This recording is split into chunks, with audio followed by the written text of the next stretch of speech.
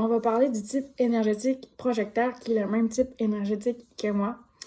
C'est le type énergétique, il faut que tu vois ça comme ta fondation. Donc, c'est qui tu es, comment tu te présentes aux gens.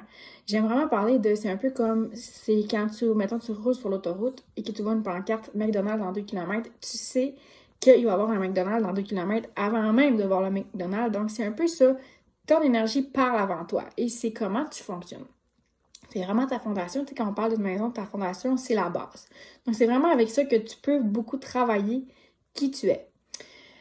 Expérimenter, comme je disais, c'est un outil d'expérimentation. C'est la base. Commence avec ça. On va voir beaucoup de principes ensemble dans ta lecture de charte, mais la base, c'est vraiment ton type d'énergie. Donc, le projecteur, les grandes lignes, c'est un type énergétique qui est ici pour être. Donc, il n'est pas ici pour faire. Dans l'analogie de la course, c'est l'oiseau, OK?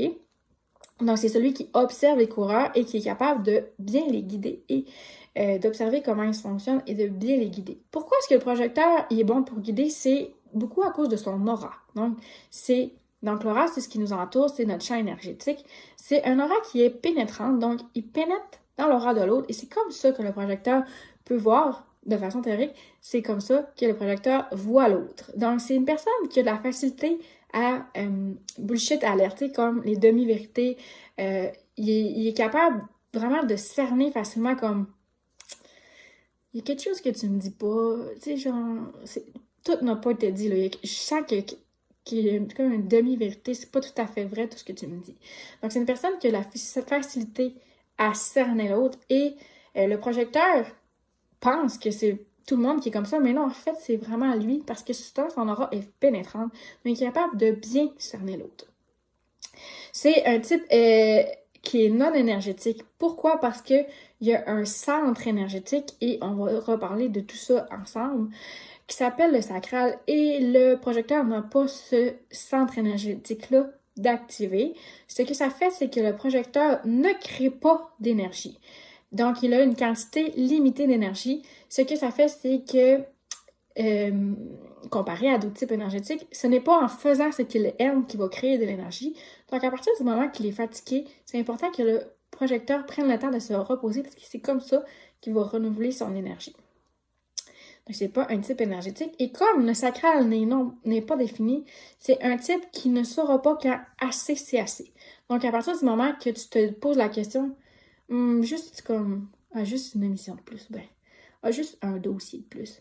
Je fais ça, puis après j'arrête, mais il est trop tard. Parce qu'un projecteur, ça c'est pas quand assez c'est assez. C'est pour ça que c'est important de prendre connaissance de les signes de fatigue.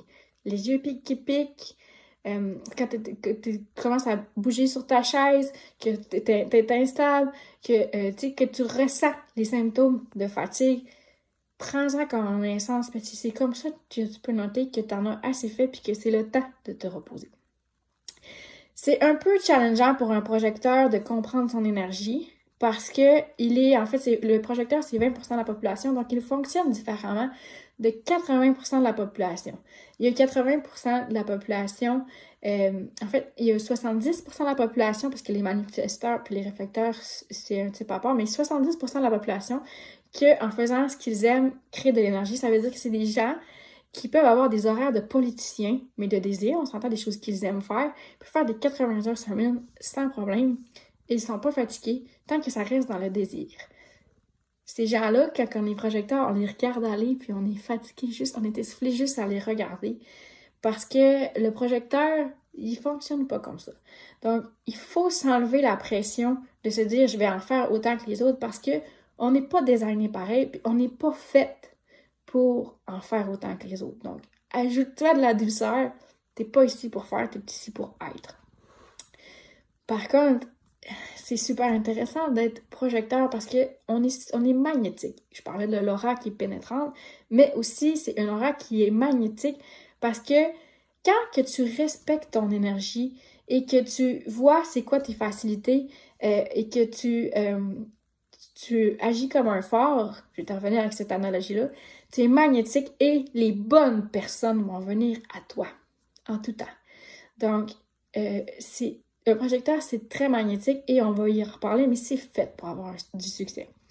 Donc, l'analogie du phare, c'est quoi? Parce que, tu sais, le phare, ça éclaire, donc ça projette sa lumière et les bateaux viennent au phare. C'est le même principe pour le projecteur. C'est pas le phare qui va se rendre au bateau. Donc, le projecteur, il est vraiment ici pour projeter qui il est, qui se rend visible dans ses forces et ce qu'il fait, ses curiosités. Et les bonnes personnes vont venir à lui. Il est très magnétique. C'est ce principe-là. Puis, le projecteur, ce qui est tricky, c'est qu'il y a des facilités. Il y a des forces. Chaque projecteur a sa vision différente de voir les choses. C'est que, en fait, tout pour revenir, c'est que le projecteur a une vision différente. C'est une personne différente, il voit les choses différemment, mais chaque projecteur a sa vision différente, ok? Il n'y a pas un projecteur que sa force est la même, ok? Donc, le projecteur, il ne sait pas c'est quoi ses forces, parce que pour lui, c'est tellement facile qu'il pense que tout le monde est comme ça, mais c'est pas le cas. Le projecteur a beaucoup d'angle mort, il a besoin de beaucoup de feedback pour savoir c'est quoi ses forces. Une des choses que tu peux te dire, que tu peux faire, c'est de te poser la question si t'es ici pour guider, et naturellement, c'est possiblement quelque chose que tu fais déjà. Donc, il y a des gens qui vont venir te voir pour demander conseil. Pose-toi la question, c'est pour des conseils de quoi qu'ils viennent te voir. C'est ça qui va pouvoir t'aider à savoir c'est quoi tes forces. Vois pourquoi les gens viennent te voir, pour quel conseil. Tu peux aussi demander tout simplement les feedbacks aux gens autour de toi. Tu me vois, c'est quoi mes forces selon toi? Donc, la stratégie du projecteur, c'est d'attendre l'invitation. Et là, c'est vraiment dirigé vers l'autre. Donc, c'est vraiment pas passif comme façon de faire. Ça veut pas dire que tu te couches dans ton lit et tu attends que les bonnes choses t'arrivent. C'est pas ça. C'est que tu peux vivre ta vie, tu joues au quotidien, tu vas dans tes curiosités, mais tu te rends visible dans quoi tu es bon. Donc, si je te donne mon exemple, j'ai un podcast, donc je suis visible dans qui je suis et ce que j'aime faire. Et les gens qui sont attirés par qui je suis, un peu comme le phare, vont venir à moi. Donc, c'est vraiment, attendre l'invitation, c'est pour guider. Donc, ça veut dire, tu ne donnes pas un conseil à quelqu'un qui ne veut pas le savoir. Souvent, le projecteur va voir facilement c'est quoi la solution, mais il ne peut pas conseiller n'importe qui, parce que le principe, c'est que le projecteur a une quantité limitée d'énergie.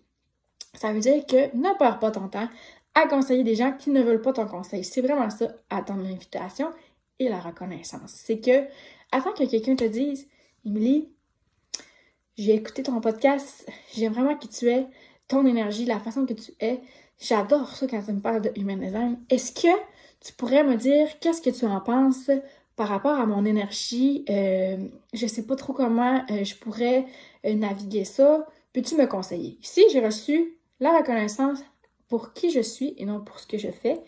Et j'ai reçu l'invitation de conseiller. Donc, c'est vraiment ça, attendre l'invitation. C'est pour guider les bonnes personnes. C'est pas toutes les invitations qui sont bonnes à prendre. Un projecteur peut avoir tendance à accepter toutes les invitations. Des fois, il y en a pas d'autres qui arrivent, mais c'est pas le cas.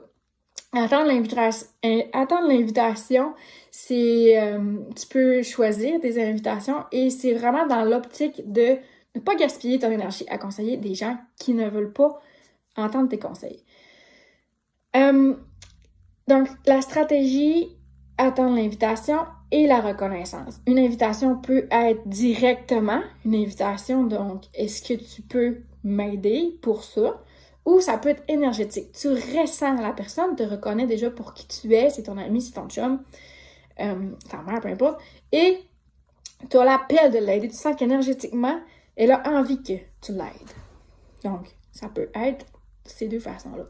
Une invitation a une date limite parce que, dans le fond, si je te demande un conseil, si je te demande des idées pour mon podcast puis que tu m'en reviens avec ça dans 5 ans, ben possiblement que c'est un peu tard, t'sais. Fait que ça a quand même une date d'expiration.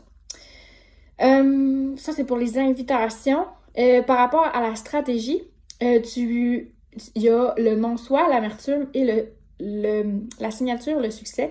Donc, c'est 2 indices pour savoir si tu es aligné. Donc, c'est super simple. Excuse-moi. Si tu décides de pas utiliser ta stratégie et que tu donnes un conseil à quelqu'un qui ne voulait pas vraiment ton conseil et qui l'écoute pas ton conseil, c'est possible que tu te sentes dans le non-soi qui est l'amertume. L'amertume, c'est un sentiment de agacement, genre, c'est pas fluide, c'est comme, tu peux même ressentir un goût métallique dans ta bouche, comme, j'aime pas ça. C'est comme, oh, j'ai jamais dit de pas faire ça, puis il l'a fait quand même, tu sais. Donc, l'amertume, ça se présente comme ça. Utilise ça, quand tu te sens amer, c'est envers l'autre. Il a pas écouté ton conseil. Tu lui as dit de pas faire ça, il l'a fait. Ça peut être envers une situation. Quand tu fais des choses qui sont pas dans la bonne intention, ça veut dire que, par exemple, tu as décidé de publier quelque chose et ton intention, c'était plutôt que tu avais envie de te faire dire que tu étais bonne, plus que l'intention de te rendre visible ou de vouloir aider l'autre avec ta publication. Mais là, finalement, il y a personne qui te dit que tu étais bonne. Ça se peut que tu te sentes amer dans cette situation-là. Fait que c'est pour ça que le projecteur gagne à se reconnaître lui-même. Parce que c'est une personne qui a besoin de beaucoup de feedback, comme je disais. Donc, il a besoin de beaucoup de reconnaissance. Et c'est important de faire attention à nos actions pour que les actions soient alignées. Ça se peut que tu te sentes amer à avoir une situation si tu ne le fais pas dans les bonnes intentions. Et que tu ne reçois pas le feedback que tu pensais. Inversement, il y a la signature qui est le succès. Donc, le projecteur, le succès, ça se présente comme quelque chose de facile, de fluide. Juste à y penser, te sourire jusqu'aux lèvres, c'est facile. Chaque projecteur a sa façon différente de percevoir le succès. Fait que le succès, c'est pas avec un grand S de comme la maison sur le bord de l'eau, le château sur le bord de la plage. Donc, c'est pas ça, c'est plus comme toi, c'est quoi un succès pour toi? Ça peut être une personne qui a suivi ton conseil et que ça l'a vraiment aidé. Ça peut être des connexions, t'aimes ça connecter avec les gens, puis c'est facile pour toi, de la connexion avec les autres, puis tu trouves que c'est le fun quand t'as des connexions comme ça. Donc, ça peut être ça, un succès. Et le succès, c'est pendant. C'est vraiment important, pendant, parce que il faut que tu te sentes en succès pendant que tu le fais et non après. C'est pas une finalité. Donc, c'est pendant que tu fais une connexion avec quelqu'un que tu ressens que c'est un succès, c'est fluide, c'est facile. C'est pas après, genre, quand tu as réussi à faire quelque chose puis que tu sens que c'est un succès. C'est vraiment pendant. La subtilité est importante.